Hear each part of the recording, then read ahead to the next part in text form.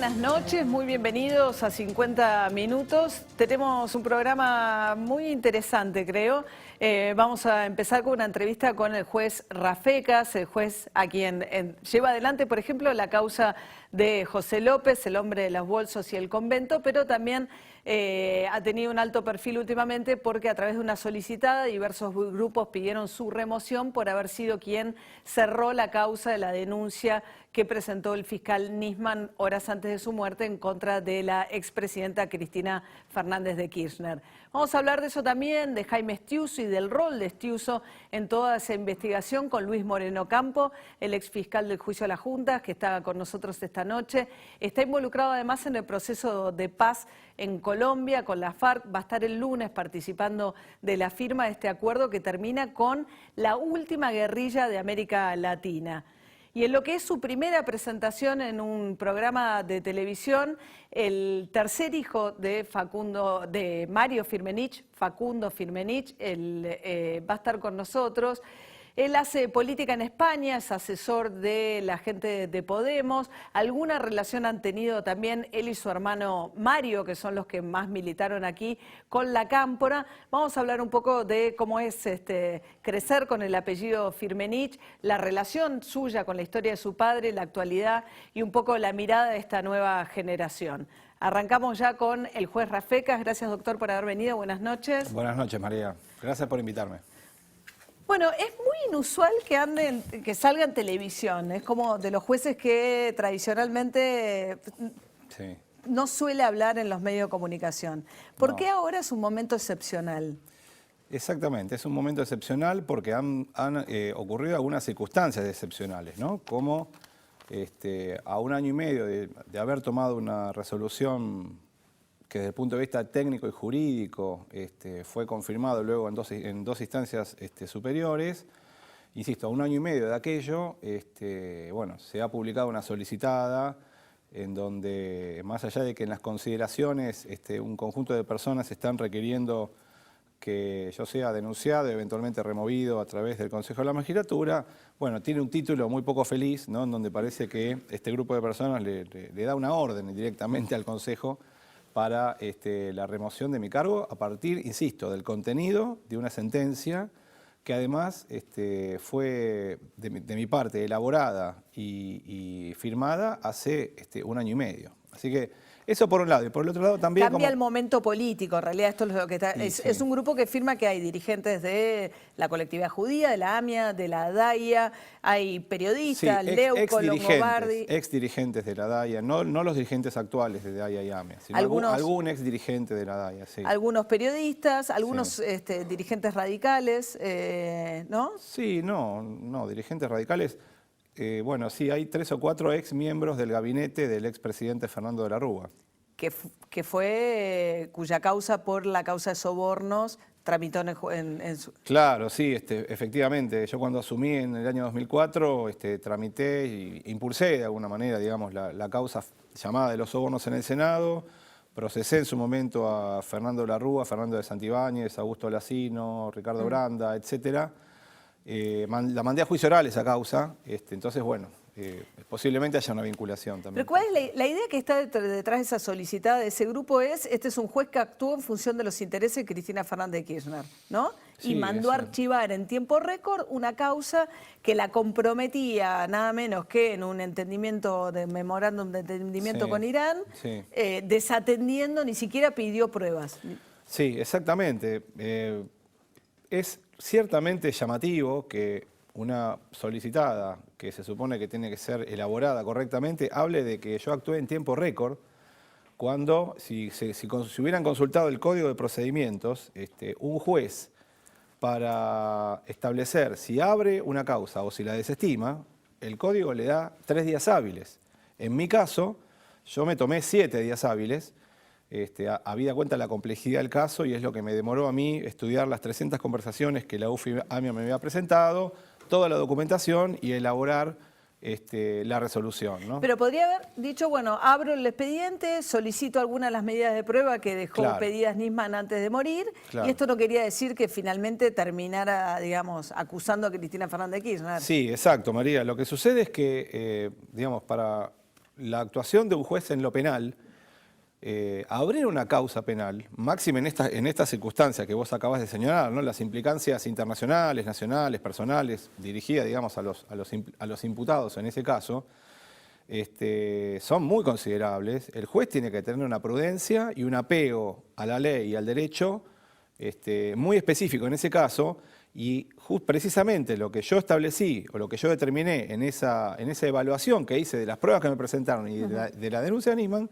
que no había delito alguno, ni que se había cometido, ni que se iba a cometer, ni que se estaba cometiendo, y por lo tanto sin delito. El tratado con Irán era una cuestión de una decisión de un ejecutivo que ratifica un Congreso que no puede constituir un delito, más allá de que sea una buena o una mala idea. Sí, por supuesto, eso es desde el vamos, ¿no? O sea, la firma de un tratado internacional de por sí no puede constituir un delito, porque es una prerrogativa que está establecida en la Constitución. A menos para que un yo lo gobierno. haga a cambio de un interés personal, que supuestamente Claro. los del IA y demás lo hacían a cambio de un interés personal. Sí, pero acá el que firmó el tratado es la Cancillería y el gobierno argentino de aquel entonces, y lo que se revela, por ejemplo, de las conversaciones telefónicas que a mí me acercaron como supuesta prueba, es que precisamente estas personas que sí tenían cierta cercanía o interés o defendían los intereses iraníes, Yusuf Khalil, Delia, Stech, etcétera, se chocaban contra una pared, que era la posición de la Cancillería, que no le permitía ir a ninguna parte sin que Irán se avenga a sentar en el banquillo de los acusados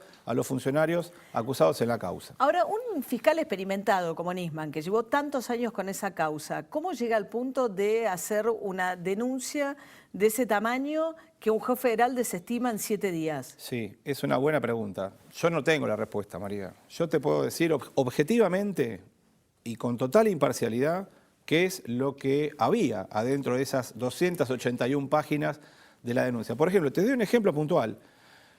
Imagínate, un juez tiene que analizar una denuncia conforme a las normas o a los artículos o a las leyes aplicables, ¿no? A ese caso.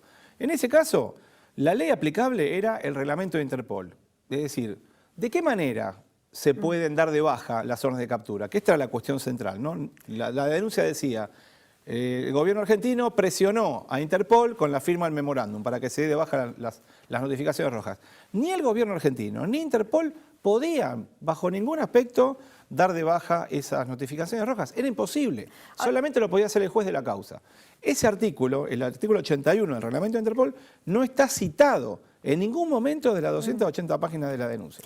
Ahora, es muy perturbador el limbo en el que quedó la muerte del propio Nisman, ¿no? Hace pocas horas la Corte Suprema de Justicia determina que eso tiene que ir al fuero federal. Desde que murió hasta ahora estuvo en el fuero ordinario. Va a la Corte y la Corte dice: no, bueno, es un funcionario de la AMIA, es un funcionario que estaba a cargo de la investigación de la AMIA, sin que esto signifique adelantar si pudo haber sido homicidio o suicidio, necesariamente tiene que ir al fuero federal. Sí. ¿Por qué todo este manoseo? Es una cosa... Mirá, imagínate que yo soy un juez de primera instancia y no voy a poder abrir un juicio de valor sobre lo que ha establecido la Corte Suprema de Justicia, ¿no? Que además no me corresponde porque yo no tuve ninguna intervención en lo que fue la otra causa en donde se investiga la muerte de Nisman. Y como vos bien decís, María, la Corte fue absolutamente, tomó distancia, ¿no?, de las dos hipótesis, no consagró ninguna de las dos, o suicidio o homicidio. Sabemos que la defensa plantea que fue un suicidio, la querella plantea que fue un homicidio.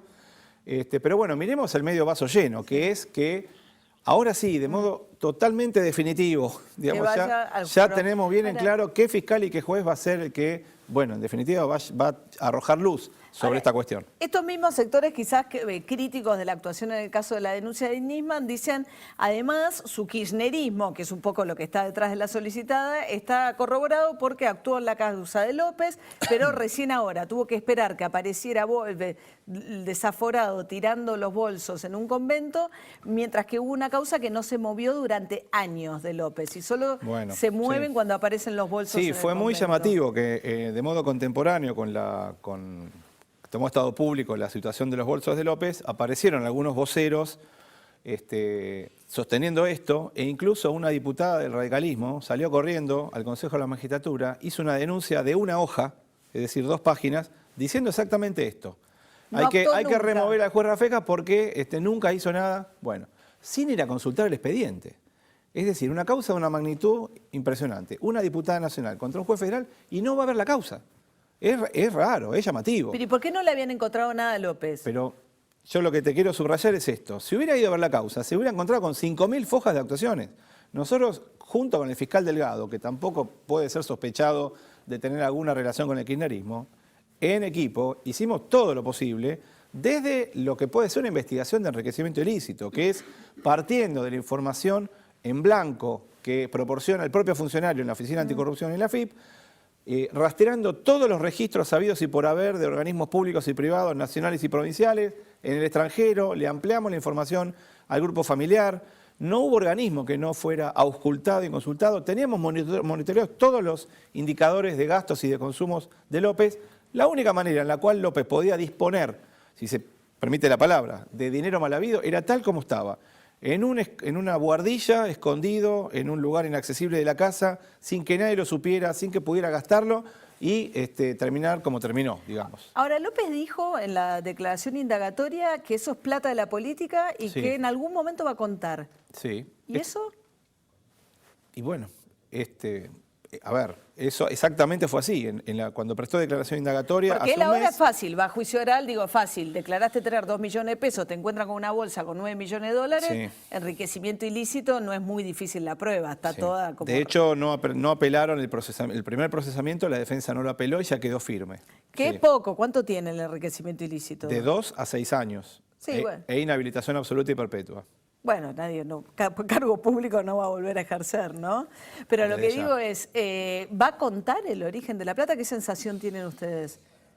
Él lo que nos dijo a nosotros en mi despacho cuando prestó declaración indagatoria fue que cuando se encontrase en mejores condiciones Sí. anímicas y de fortaleza física, iba a proporcionar más información respecto a este punto. Yo me atreví en ese contexto, me atreví a hacerle una pregunta que al menos nos indicara la instrucción a las partes desde cuándo tenía ese dinero allí a su disposición en ese escondite. Lo pensó 30 segundos y terminó diciéndome que no, que se negaba a declarar y que se guardaba, digamos, esa posibilidad para más adelante. Pero luego, a ver, el proceso le permite a un imputado Hacerlo cuando ampliar quiera. la indagatoria en cualquier momento de la instrucción hasta el debate ¿Está y previo a la tranquilo en la sentencia.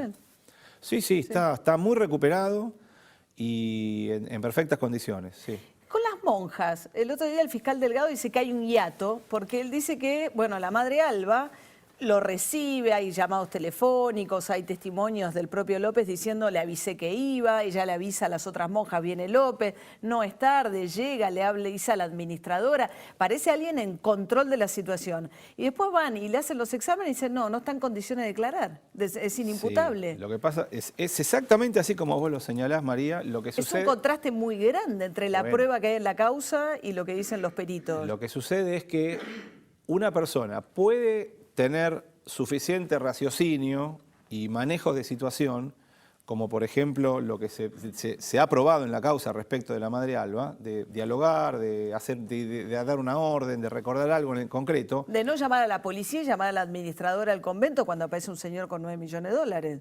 Por ejemplo, sí, o avisarle que va a venir alguien, Sí. después avisarle que esa persona no va a llegar, que se vaya a dormir. Eso está totalmente probado, pero lo que para enfrentar un proceso penal como imputada se requiere unos estándares de conciencia y de retención de información y de memoria Que no que tienen. son más altos de lo que puede ser una conversación normal o algunas cosas cotidianas. Es verosímil. Esto lo estoy hablando en términos médicos, me estoy Sí. metiendo en una cuestión médica.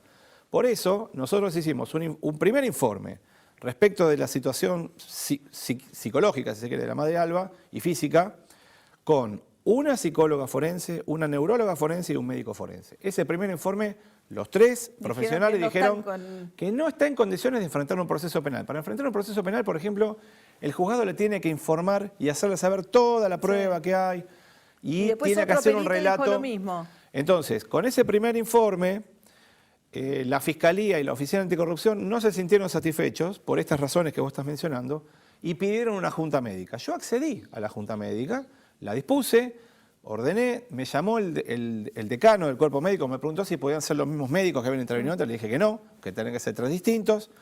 Entonces, otros tres médicos incluyendo el jefe del servicio de Bueno, neurología, no va a ir a juicio. La madre Alba llegaron a la misma conclusión, de que la madre Alba tiene un deterioro, Sí. un deterioro cognitivo a partir de una situación de demencia senil de carácter moderado, que es imposible que esa mujer enfrente un proceso penal, y entonces en este sentido el caso se está encaminando a una inimputabilidad. Hablemos de un poquito de César Milani, el ex jefe del Ejército, también otra causa que tramita en el juzgado, ahora que va a juicio oral por enriquecimiento ilícito también. No, la procesado. Que va, claro, no, la que va a juicio oral eventualmente. Es la de López. La de López, por lo menos por el primer procesamiento, por el procesamiento de la casa de Dique Luján. Ahora el expediente fue a la Cámara Federal, las defensas Milani apelaron. está en una etapa anterior, también está en una etapa procesado. anterior. ¿No pudo justificar de dónde sacó la plata para comprarse una casa en la Horqueta?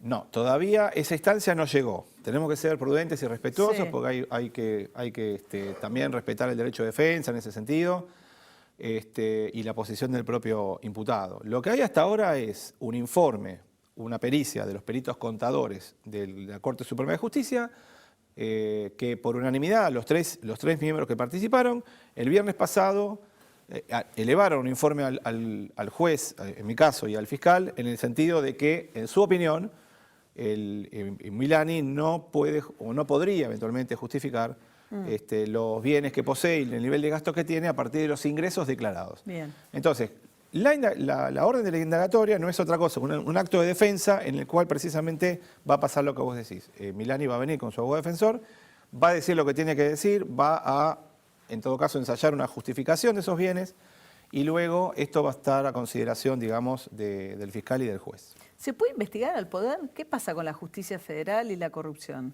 Creo que está a la vista que se puede investigar. Creo que hay una enorme actividad en ¿Pero todo más lo que son ahora jueces. que antes?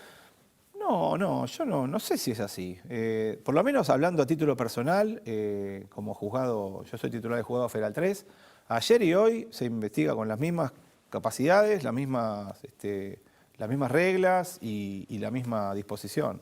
Pero alguna falencia hay, porque que haya que esperar que López, en un estado de desvarío, tire 9 millones de dólares Claro. por el convento, evidentemente hay resortes que no funcionan, digamos. Bueno, lo que pasa es que, a ver, la circulación de dinero negro, ¿no? Por ejemplo, como él dijo, plata de la política, es muy difícil de ser detectada a partir de las herramientas de la justicia del Estado de Derecho, ¿no? Es decir, nosotros para fundamentar un allanamiento o una intervención telefónica tenemos que tener una justificación, no se puede hacer de cualquier manera. Entonces, y ya digo, en la mayoría de estas investigaciones, el punto de partida por lo menos es la información formal o oficial. ¿Pero ¿no? operan los servicios de inteligencia? Todo el juego de Estiuso, las relaciones con el poder.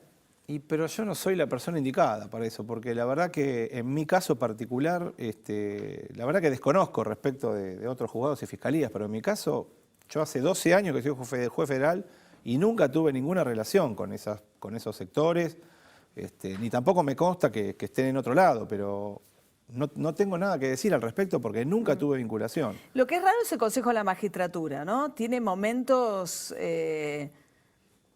¿no? No ha habido un solo caso de que el juez que lleve adelante, ¿no? Ollarvide termina renunciando. Parece que son movimientos más vinculados con el momento político que con realmente hacer un escrutinio de los trabajos de los juzgados federales. Mirá, María, no sé si están ¿No? así, cada tanto hay algún caso que avanza hacia la destitución. Lo que pasa que en muchos casos, cuando el magistrado por ahí que ya sabe cuál va a ser su suerte, normalmente renuncia antes de que se llegue a la suspensión, ¿no? Pero Y en este caso de Nisman hay un caso, ¿qué va a pasar en el Consejo de la Magistratura? no, en mi caso particular, yo siempre he tenido denuncias, me han perseguido los de la causa, los imputados en la causa de los sobornos en el Senado, me ha perseguido Vudú y un sector de Frente para la Victoria por la causa Chicone, ahora por el caso Nisman. Las denuncias no tienen ningún sustento. Como yo le contaba lo del caso López, se presenta una diputada con una hoja, es una falta de respeto. Tras eso yo presenté las 5.000 fojas de actuaciones de la causa, es decir, no tiene ningún asidero y, por suerte, el diseño constitucional del Consejo de la Magistratura exige mayorías calificadas para poder suspender o mandar a juicio a un juez.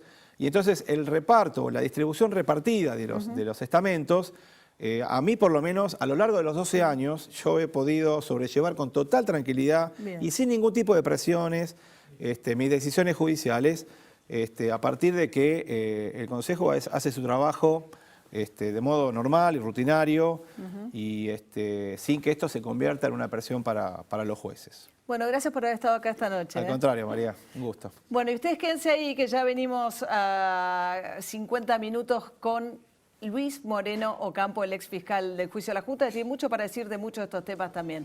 Ya volvemos. No, me voy corriendo, a ver, ¿lo puedo ver acá? ¿Lo van a pasar? No.